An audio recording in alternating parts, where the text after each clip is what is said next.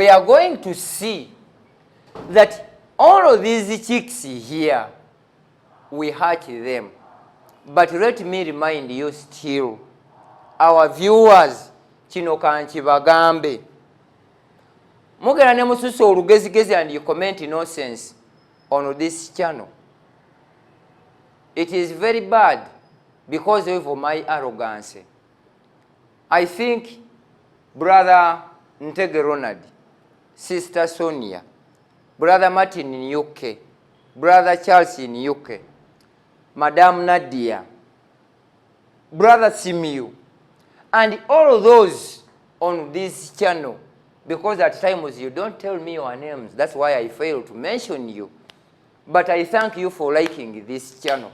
But once you like it, don't simply like, subscribe. I always remind you and request you to thank Madame Nadia Kamara. Namwe mubeko kye mutukolera nga abantu namwe. Naye muwoza I have liked your lesson.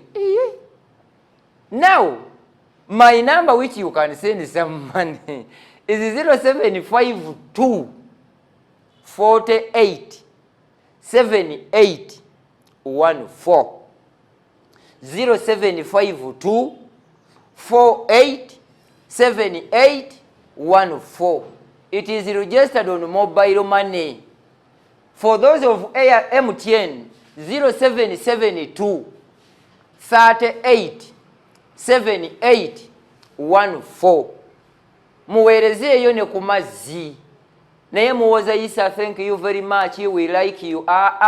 Bane mubeereko abagabi. Omukono ogugaba gwe gufuna. Mujja kunyiiga muwoze mbw ate kali arrogant.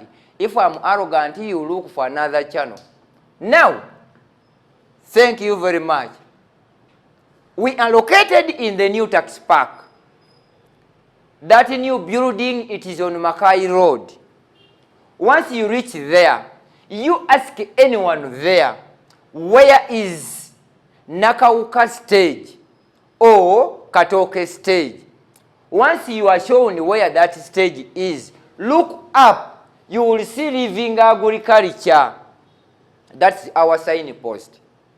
And if it requires any inquiry, if you are lost, the number to call is 0779 93 0060 or 0750 99 7768. That one is the one in office. Abamwe number ya Daphne mujimanyi is 0775 10 7768. Bano be babeera mu office. Don't call me if you want to come to the office. You call me when you are going to send me some money. And if you want to come and visit your farm, the numbers to call is from David Brian. Nze I don't handle that. Nedda.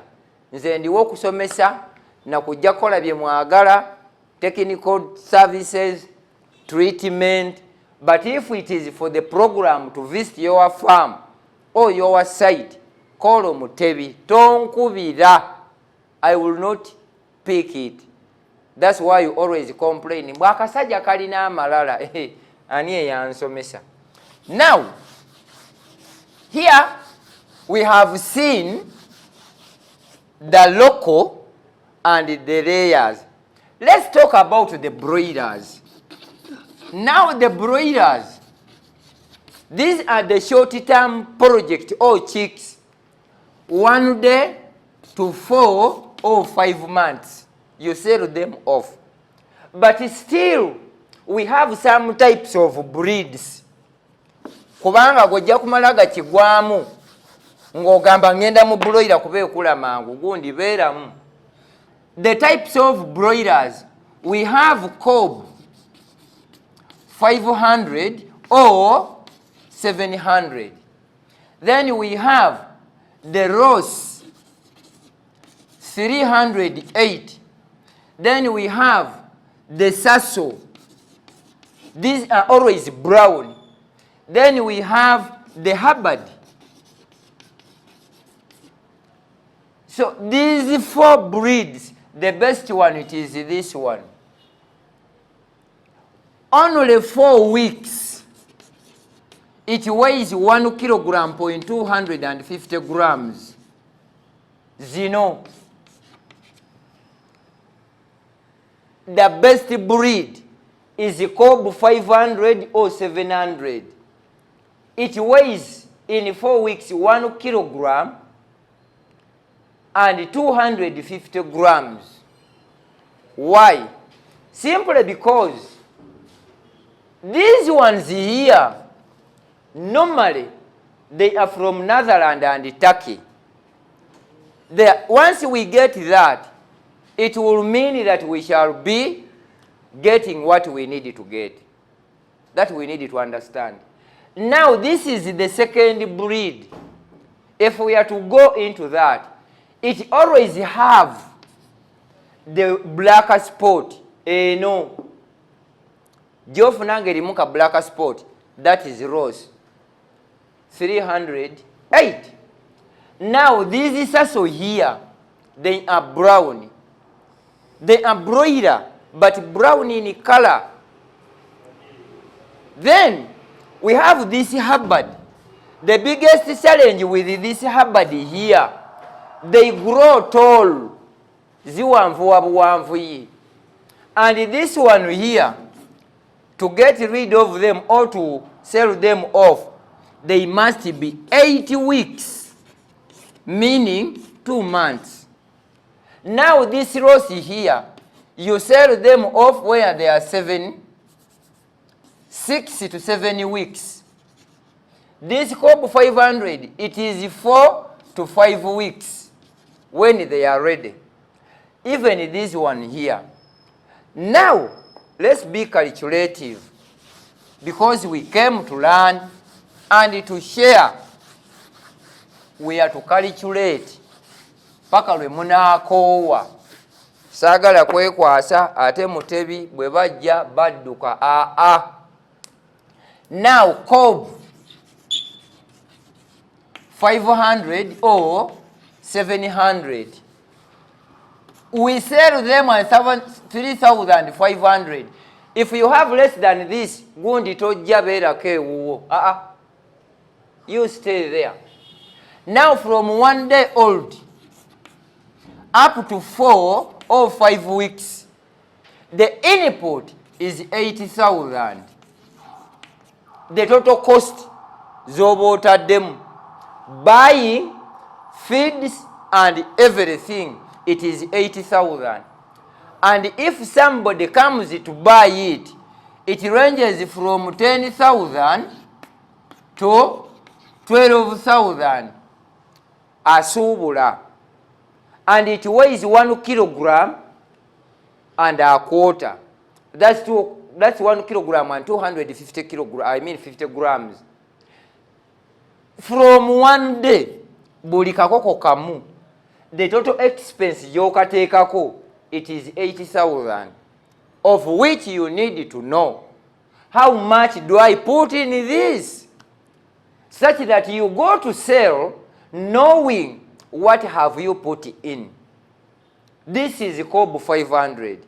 And if you were to go into rose 308, you sell it when it is 6 weeks.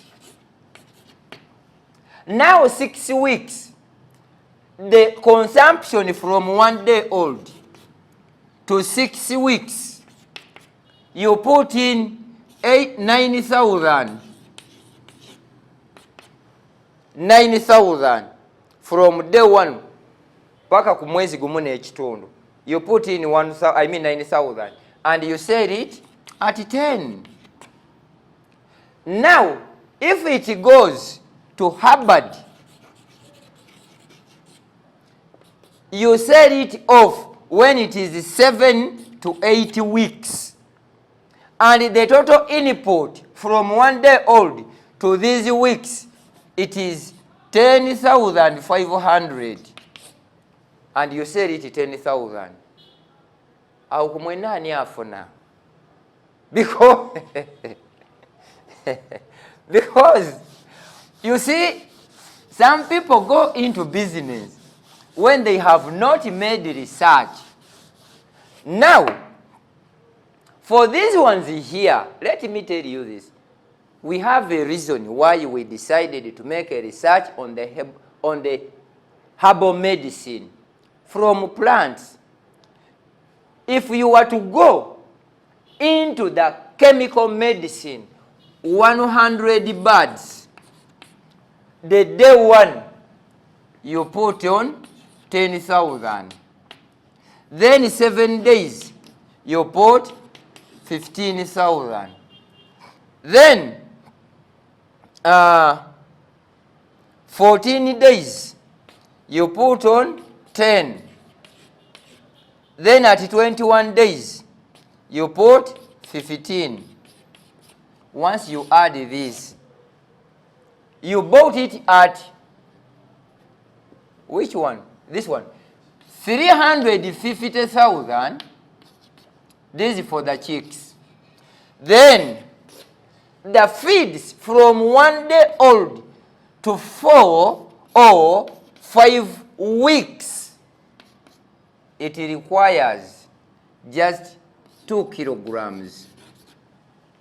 For this COBB, a kilezi biri, and the 3 kilograms. Here what you do, this is 3, 5 plus 1, 6, no, 3, 6, finally 700, 7,100. The cost for the chick and for the feeds. There we need to understand here how much you put in. Then plus 900 for the medicine. Kuba we divided this by 100, meaning nti 15 ku 10, ekikumi. So if you add this, you add up to this, meaning it is 800,000. The total cost ku nkoko emu from day 1 paka lwogitunda nga ya weeks 4 oba weeks 5. It is 80,000 here. But once you go to the other breeds, you will end up losing. Now, if you were to be using, never name tebimulimu abanyiza. But when we talk of the herbal medicine, do they vaccinate and treat also the exotic chicks? Banange, muberemu. When we talk of chicken, it does not discriminate whether exotic or local. They are all chicks. And just 1 liter of ours, it is just 30,000. And this liter, 1 liter, it works on 1,000 birds. To vaccinate and treat. It does not require your refrigerator to be put in the fridge. No. And if we are to vaccinate 1 day old, it is just 4 drops. Abalabye episode ye yaweddeko. That's how it is. And if we are to put into water, it is 40 to 50 or 60 mils in 20 liters. Just for 3 to 4 days. That's the administration for the treatment. Kati awe ngambira nti gwalaba living agriculture. Tosaliddwa. You have not made a loss on living agriculture. This is the calculation for the broilers. But never put the the sawdust in your chicken house. Enkoko zijja kufeekeera, zijja kuyiriitira. That's what you call the gap worms. Because you find that not every tree is good or friendly to these chicks. Some have stinking smell. Some are poisonous. Avoid that by putting there what we call the coffee husks. My viewers, one day, at times you forget that you are on living agriculture, of which living agriculture, this is the channel where other people need to copy and paste what we always let me be open to you this time, because you, my viewers, at times you forget, which doesn't make sense. Now, for whoever is viewing and liking and subscribing, this number here is for Mutebi Brian, the producer of whatever you are viewing. It is registered on mobile money. You send any amount you feel like sending. This number here, 0706 66 05 88. Because whatever he's doing, honestly, I'm not paying him. No. Neither who is viewing, apart from those who always send us some money. But the majority don't. This number here, ya Mutebi, no, not mine. And I remind you, if you want to visit your farm, call on this number. Tonkubira, I'm not going to pick. I have to be very open and frank at you. Even if you are in Ghana, even if you are in Israel, even if you are in Somalia, who are in Zambia, who are in Mogadishu, who are in Nigeria, we have all the travel documents. Call this number. Talk to him and tell him where you want us to come. But one, if you are in Uganda here, transport should be number one. The second, accommodation, assuming we are coming to up country. The third, when coming back, he has a family, I have a family. At least somebody should have a kavera. But this business of say, this gentleman, even if he's